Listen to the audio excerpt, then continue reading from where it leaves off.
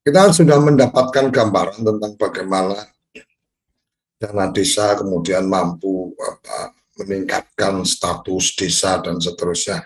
Cuma memang ada beberapa yang mungkin perlu mendapatkan perhatian atau catatan-catatan khusus adalah bicara tentang angka-angka itu bicara juga tentang bagaimana persepsi, karena bicara angka kan kadang tentang bagaimana cara membaca. Nah, dari dana desa ini pertimbangan pengalokasiannya adalah berdasarkan apa jumlah desa yang dengan memperhatikan jumlah penduduk, angka kemiskinan, luas wilayah, dan tingkat kesulitan geografis. Nah, ini yang mungkin menjadi bagian yang menarik. Apakah memang prioritas pertama itu tentang jumlah penduduk? Karena kalau kita bicara desa-desa yang cukup luas dengan jumlah penduduk yang terbatas dan seterusnya, otomatis pertimbangan jumlah penduduk ini akan membuat desa itu mendapatkan alokasi yang tidak cukup besar. Walaupun memang yang harus dipahami bahwa dana desa ini merupakan alokasi di luar transfer daerah sebesar 10%, artinya 10% dari transfer daerah. Memang pengaruhnya dari transfer daerahnya berapa, 10%-nya berarti tambahan dari APBN untuk dana desa. Jadi tujuannya itu kalau kita cermati adalah meningkatkan layanan publik. Nah, ketika meningkatkan layanan publik kan kesulitan geografis itu menjadi bagian yang menarik juga, dan sepertinya pada saat penyusunan dan seterusnya memang masih belum mempertimbangkan tentang layanan dalam basis digital. Jadi sepertinya kemudian lebih pada kalau infrastruktur ya ngomongnya jalan, ngomongnya alat transportasi dan seterusnya. Mengentaskan kemiskinan, memajukan ekonomi desa, mengatasi kesenjangan, dan memperkuat masyarakat desa sebagai subjek dari pembangunan. Nah, memperkuat masyarakat desa sebagai subjek pembangunan dengan adanya Undang-Undang Nomor 2 2020 kalau tidak salah tentang COVID-19 ini menjadi bagian yang kita cermati.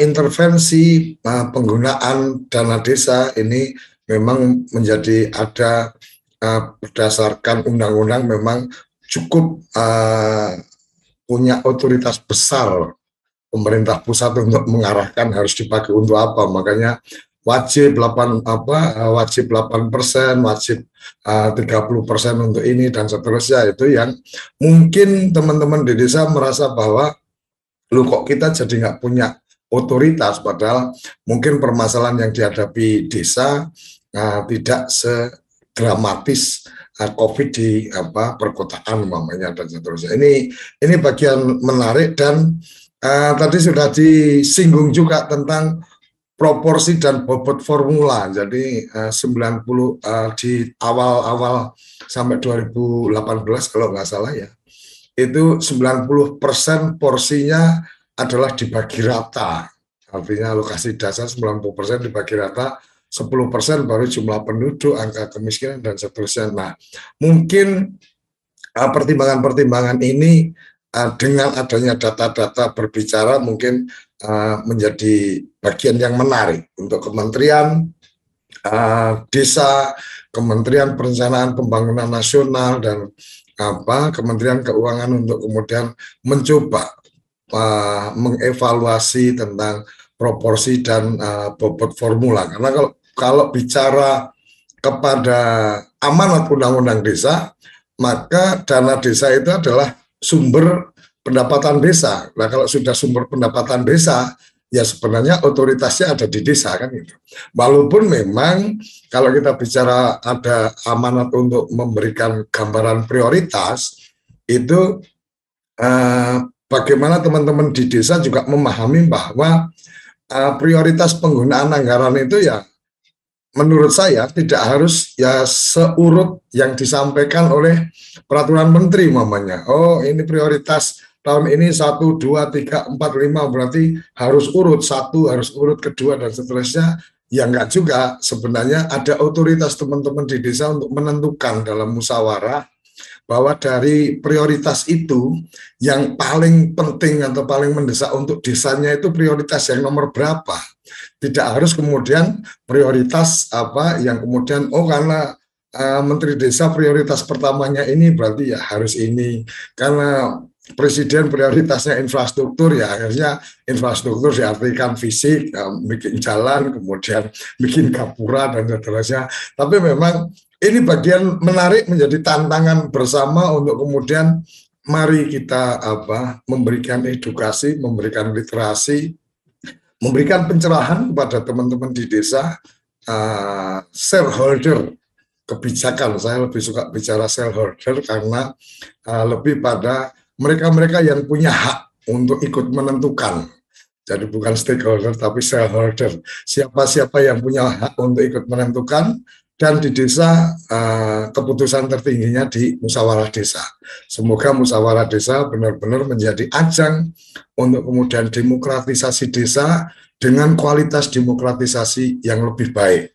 Bukan kemudian demokratisasi yang kemudian berbicara pada kolusi, berbicara kepada bagi-bagi kemanfaatan para pemilik kebijakan di desa kan gitu. Jangan kemudian seperti teman-teman di dewan mamanya nambah dana apresiasi, nambah dana jadi lebih pada untuk keperluan anggota dewan, untuk keperluan anggota BPD saja. Jadi lebih pada yuk berpikir untuk memuliakan desa-desa di Indonesia. Saya pikir itu catatan yang saya bisa sampaikan, dan sekali lagi apresiasi luar biasa dana desa, satu terobosan yang luar biasa.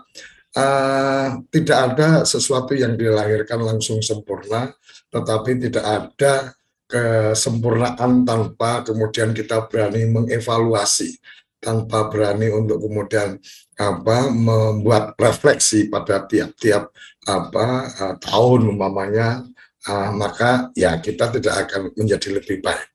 Kira-kira itu Gus yang bisa saya garis bawahi, dan luar biasa. Semoga COVID tahun ini bisa berakhir karena tanda-tandanya juga sudah mulai membaik. Semoga akhir tahun ini tidak ada gejolak gelombang ketiga, karena kalau akhir tahun ini lewat, maka insya Allah tahun depan semua sudah akan berjalan dengan baik. MotoGP juga berjalan, beberapa program-program kerumunan juga akan berjalan, dan berbahagialah teman-teman di desa yang pada saat COVID kemarin juga sudah mempersiapkan untuk kemudian mengantisipasi kalau COVID sudah berlalu, maka bumdesnya sudah sudah cukup kuat untuk menjadi salah satu motor penggerak dari ekonomi desa. Sampai di sini kerabat desa, terima kasih luar biasa Gus Ivan.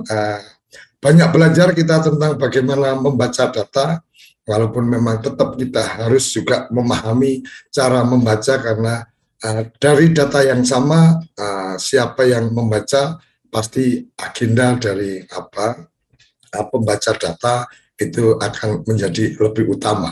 Jadi seperti kemarin kita mendengar paling banyak korupsi di perangkat desa, ya paling banyak kalau jumlahnya, tapi kalau ngomong persentasenya ya sangat kecil. Tapi ya terbacanya seperti itu, akhirnya seperti terintimidasi juga kita.